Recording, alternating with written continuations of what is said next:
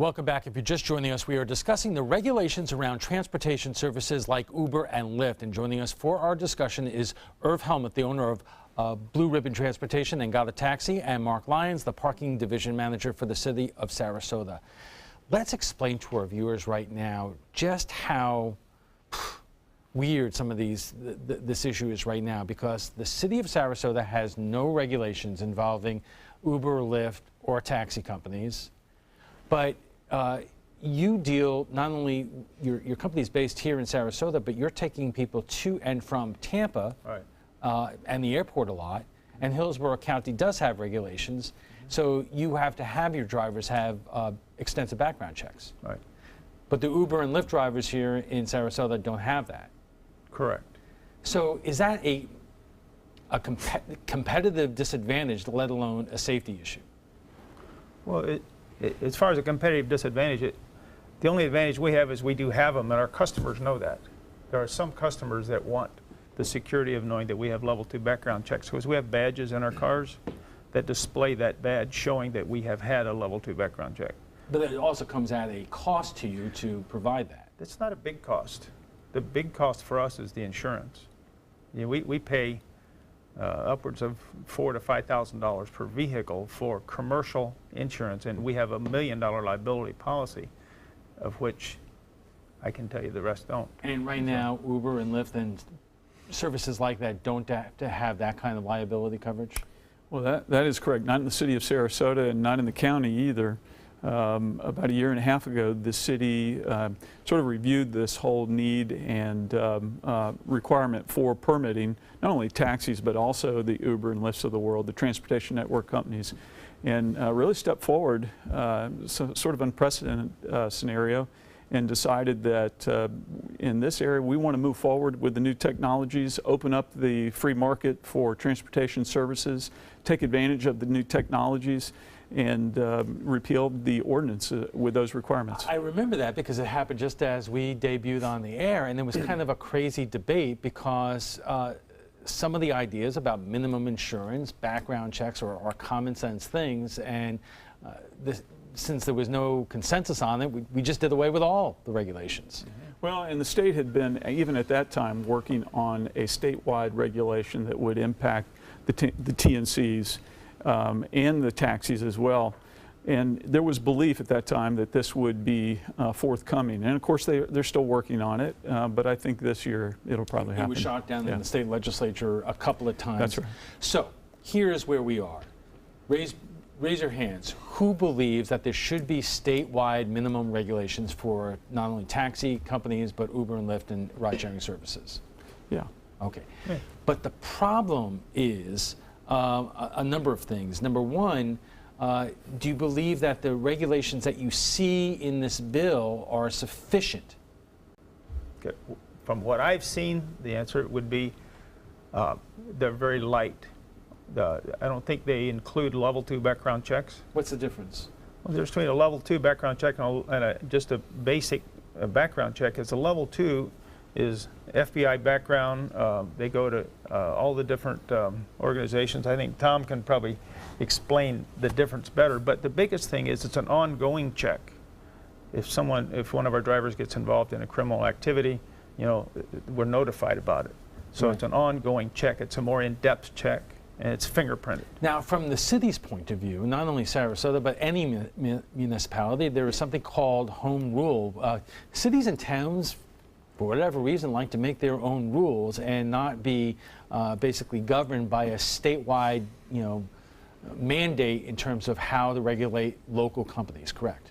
Yeah, Alan, you're right. And I think what's interesting is it's taken 50, 60 years of this transportation industry, not just TNCs, but certainly the taxis and limos, to sort of develop the rules that were in place. Many of them were worthwhile at their time, but as we've progressed in our industry, a lot of things have changed, and I think on a statewide level, it makes sense to have regulation. I know our city would like to keep home rule intact, but I don't believe that they're completely against any kind of overriding umbrella rules that we would have to comply with. That would make a lot of sense. Right, but when you're dealing, for instance, when there were regulations on taxis here in Sarasota, the municipality would have an opportunity to put, whether it's some kind of tax on taxi services that would help with essential city services like roads or other kinds of maintenance. Well, that's true, but you know, I think the point to remember about home rule is each community is a little different, and our roadways are different than Orlando's, and how a taxi or TNC operates here versus Orlando or Miami may be significantly different. So our rules may have to operate differently. We may have maybe less stringent requirements than those cities.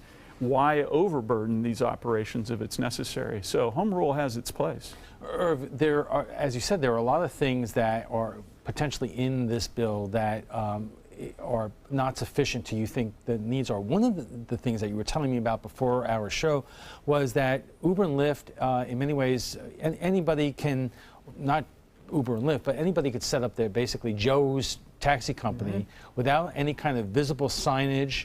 And they do. And that can potentially be problematic.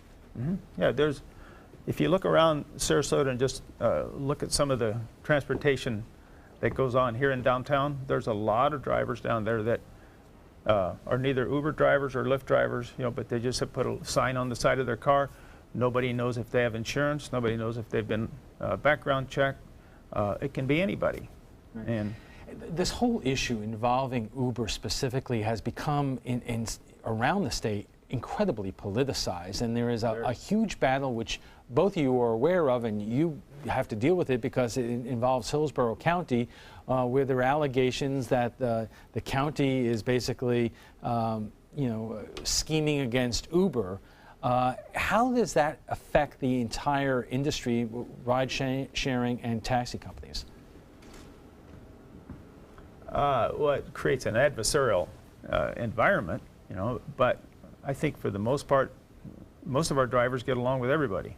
You know, I mean, I'm not quite sure how to answer that question. Well, you answered it pretty well. I guess my point is, as this thing has been rolled out over the couple of years, have you both felt the intense lobbying from Uber, the corporation, to get into cities and towns and basically do things the way they wanted to do that? I mean, they hired some huge names to try to move the lobbying along. Well, you know, remember that Uber is a global company.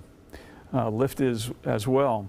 The revenues are extreme, and they have to try to determine how they're going to be effective in any of our communities. And I can understand how it's a challenge for them. And up to this point, most taxi and limousine companies are regionally based. So they may sell franchises or have operations in other communities, but they operate within those regions. So when the Uber and Lyft companies came in, it changed everything. And so, you know, this shift was needed.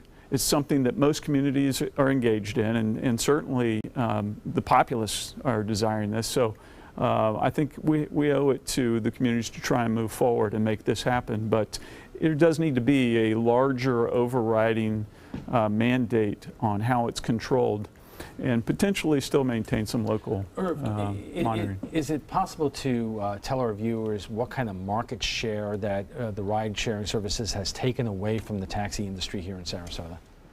Well, I think they've taken a big share of it. I can't tell you in percentages, but I mean, there's certain companies that have been hurt badly from it. But I think the... Not yours or yours? No, ours is not. Why? Well, we have always tried to have a little bit upscale. We've had clean vehicles, newer vehicles, and tried to have a more upscale vehicle and a more upscale service, and there are people that want that. And we have less than a minute, but I want to ask you, Mark, one of your concerns is if the state passes these regulations, who oversees it? Well, enforcement is a question, and how they would implement it could be very tricky. And I just want to respond to something Irv just mentioned. Of course, one of the reasons I think that the City Commission took the position to repeal the ordinance is they felt the free market would take over and actually raise the quality of services out there. There may still be a few oddballs that aren't operating properly, but overall, companies like Irv's are doing quite well. All right, let's take a quick break, and when we return, we'll have final thoughts from our guests, plus what some of our viewers are saying about President Trump's immigration ban. Welcome back. So should state lawmakers create a standard set of rules for Uber and Lyft and taxi services? Our guests join us right now for final thoughts. And Mark, from the city's perspective, you are for this, but? Well, Alan, that's your but. I'm going to say that we are in favor of the state establishing some guidelines that need to be met. We think there is still a lot of detail that have to be worked out, and that's important. We'll see how that falls. Biggest details? Well, the details about how it works, how it's enforced, how it's applied from one community to the other, the difference between small operators, large operators. A lot of these things come into play, and the type of operation. So, but beyond that, I think it's important that the citizens of the city know that we're interested in hearing from them if there's issues. We want to know if there's concerns about these types of operations. They can certainly call the parking division office and speak to me, since we were the regulatory body in the past. And more importantly, the city is moving forward in transportation methods beyond just taxi and limousine and the circulator of downtown. We're working to move a water taxi into operation. So there's things that we're doing to help improve. That's a whole not just other that. show. All right, Greg. Irv, I want to give you the last word. You're for this, but you have reservations. Well, I mean, the only reservation I would have about it is the enforcement part of it. You know, and I'm sort of handicapped because I haven't seen the bill. I don't know what is in it.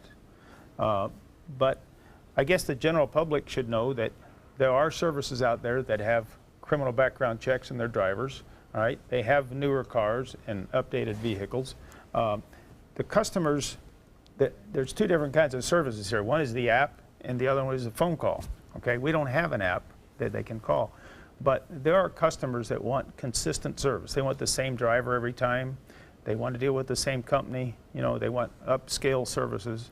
And we do a lot of airport service and a little bit of an upscale service to them. So we have to leave it there. But before we go, we want to share with you what some of our viewers are saying about President Trump's ban on immigrants from 7 majority Muslim nations. Protesters have been gathering at Congressman Vern Buchanan's office for 2 days now, demanding he oppose the order. We asked you what you think about it. Susie Olney writes, the terrorist pilots from 9/11 trained at the Venice airport. This is a 120-day immigration ban to give the president and Congress time to come up with a plan on immigration. Nick Howard writes, the nation is split about who won and who didn't, and everyone in office has to get on the same page. This is for our protection during this fragile process. Don't forget, Obama did the same thing, but for 6 months. And Liv Coleman writes, what should be even more alarming to people, though, is the process by which the executive order came about, with no input from proper legal teams. And while the Department of Homeland Security had still not even fully discussed it or had a chance to offer their input, it also looks like it was designed to set up at least a test of separation of powers by including orders to also ban lawful permanent residents initially, which is on the slippery slope to authoritarianism. What are your thoughts about these rules and Uber and Lyft and taxi services? Let us know by visiting our Facebook page at facebook.com/news@7. And FYI, want to watch past Roundtable discussions? They're available on Apple TV, Amazon Fire, and Roku. Thanks to our guests for being here tonight. Irv Helmuth is the owner of Blue Ribbon Transportation and Got a Taxi, and Mark Lyons is the general manager of the parking division for the city of Sarasota.